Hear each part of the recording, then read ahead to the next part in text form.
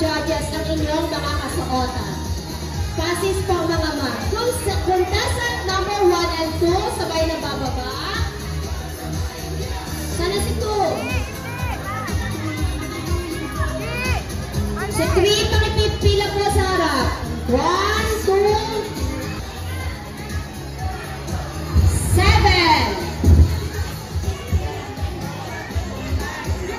8, 9, 10, 11. Baka siya po si contestant number 2. Wala yung number niya lang.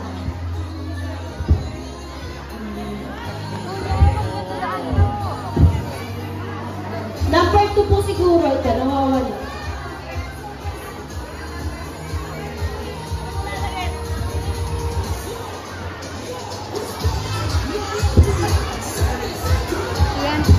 Habang po, ginadjust ang kasuotan ng ating mga kids ko. Mag-ready na po.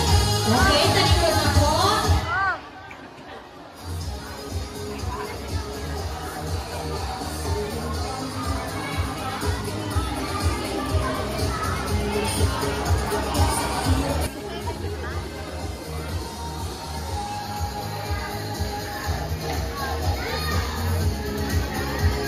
Kasama yung